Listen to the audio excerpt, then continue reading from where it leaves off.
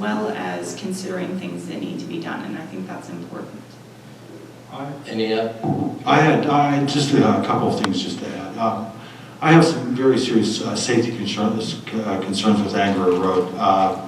4 of the 7 trees that need to be removed out there actually infringe upon the roadway itself. So they pose an impact hazard. The other part of it is the Buse Volunteer Fire Department. That's their primary access route into the South Point business development up there, and also into the Alto Piano development as well. So they are, Mechanicsburg doesn't permit them to use I forget the name of that development down there, to bring their trucks through. So Buse uses Angora Road as a primary route into the South Point area and Alto Piano. Are there any other further questions? Yeah, just to hear clarified, I know that Dan said there is only one person that does the base reclamation, or was it base stabilization?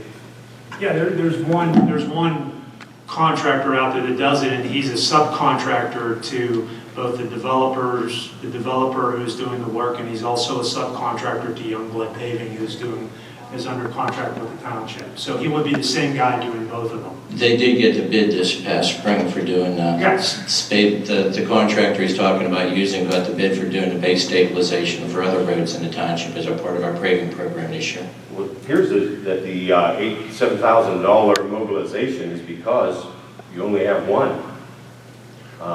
If there were more people that were bidding on it or addressing it, you know, no one could extort $7,000 from you. It's a unique process, and there's probably only a couple contractors in the state to do it. And this is a contractor in this particular area that sort of is captive to this part of the market, and the other guys won't bid it. That's something that's out of our control. The $7,000 for remobilization has nothing to do with the cost of the base stabilization. That price is fixed based upon the contract that we already have. We're not paying any more for that. The cost would be for a remobilization, because our contractor is basically done with everything else. He's finished the paving project for this year. He's on to other stuff. So he's agreed to hold his unit prices, do this extra work, but he's saying if I have to go somewhere else and then I got to come back again, I'm going to charge you to remote. That's what it is. It has nothing to do with the prices. The prices are fixed, and they're good prices. You said that at the last township meeting as well. What is the price? For foot or per yard, square yard? Base stabilization consists of a couple different items, but there's a price for Portland cement base stabilization at $132 a ton, and the actual base stabilization where they go in and grind up, what they do is they grind up the base, and then we add cement to the base to stabilize it, and then it hardens to like a really solid base before we pave on top of it. That price is $8.70 a square yard. So the cost for the base stabilization on the road for the amount of square yards and tons we're going to use, it's costing like, it's in the range of $95,000. And this is definitely on these type of roads, it's a really good, effective method. We're not going in there and ripping out the entire road and putting in new base and aggregate again, which is very expensive. Hauling away material, we're taking advantage of what's there already. We're reclaiming it and then adding strength to it with the cement that we're putting into it. Was that the same process that was used on like Morgan Road over there by the National Cemetery? I can't recall on Does that. anyone know, or Don or Bill? That was a relatively new road as well, right? But I noticed. No. No, I don't know if it was done over there or not. I can't remember from last year. No, I do know that it was used on Klinger Road between Papp and Fawn Lane, correct? Yeah, that's correct. This year. But the Morgan Road, that's what, a year and a half, 2 years old? No, we didn't do base That wasn't stabilization. base stabilized 2 All years right. ago. There was So no surface. my point, just so this doesn't happen on Anger or Coleman or whatever, but I noticed that the tar, you tarred all the seams on a year-old road, or there's trails of tar going all over the place on that Morgan Road a year later. Is that because the base stabilization wasn't done, but there are tar and somebody ran up and down and across the road and There wasn't base stabilization done. So it's not. So that's why it's cracking? That's why all the tar is all over the place? It looks like That's a crack 20-year-old road? coat sealer. We seal the cracks so the water can't get down in it.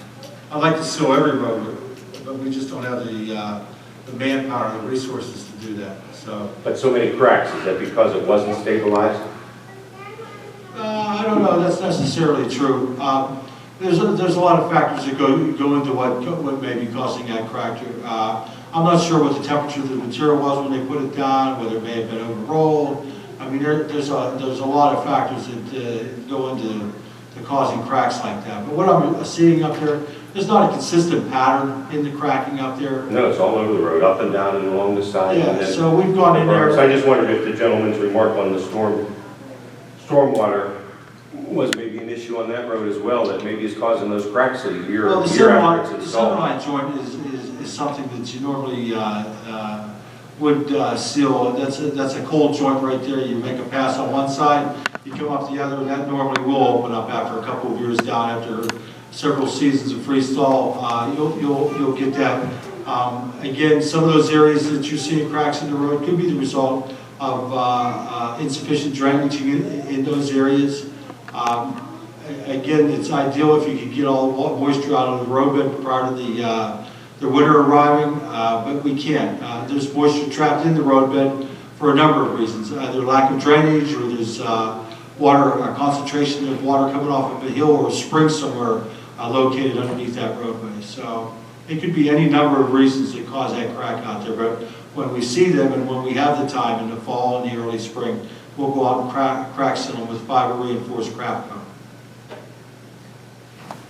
Any other The other questions? thing to realize is that bituminous paving is a flexible surface. I mean, we don't have expansion joints in the paving, so it's flexible, and it will get hairline cracks from time to time.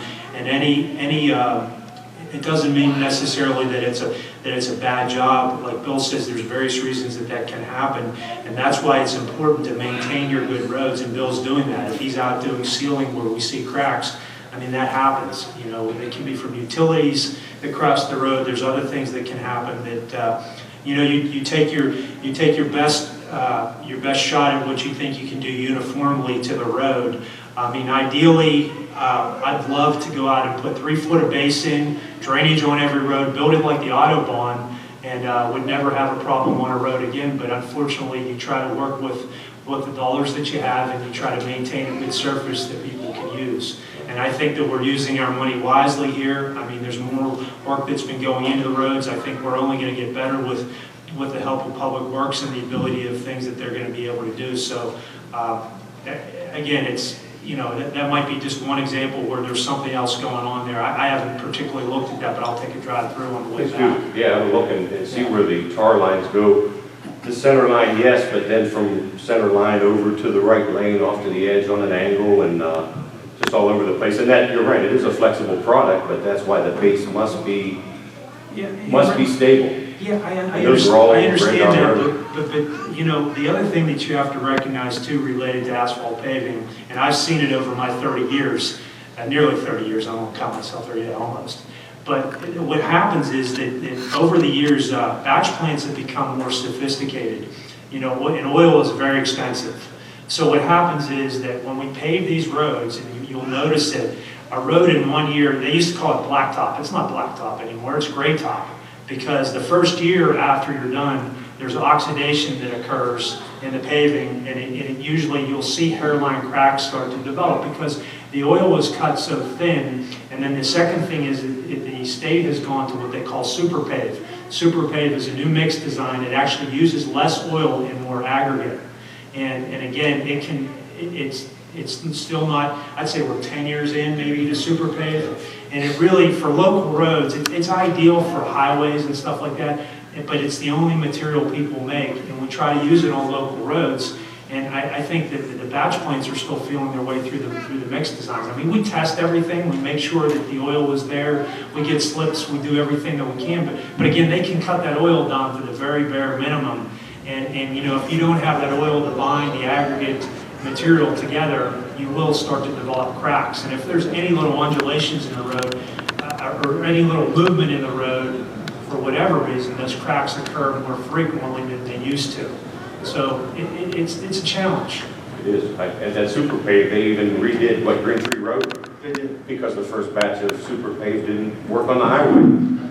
The oil properties just aren't what they used to be. So as a result, and they've gone to performance graded asphalt cements. One of the cements they use is 6422, and it's just a virgin asphalt cement. They have a 7622 oil. It's a polymer modified asphalt, and what they're trying to do is restore some of the properties in that asphalt cement that have been distilled out during the manufacturing of the asphalt cement, because they take more and more fractions out of that raw material now and use it for plastics and tires and stuff like that. So back in the 40s and 50s, you could get asphalt cement that had penetration ranges, and penetration ranges would be the dropping of a needle through a cup of asphalt, and it would take a lot longer time for that penetration to take place. As more and more fractions are distilled out of that raw material, those penetration ranges have gone from 40-50 pen material to 60-70 pen material, to where they were granting waivers in the early to mid 80s to the material that was 80 plus in penetration range. What that does at penetration range is an indication of your ductility, the ability of that cement to stay together and be pulled on without breaking. That's where we're at today with the raw materials. They're adding polymers to the asphalt cements to try to recapture and restore some of those properties that just aren't there in the raw material nowadays.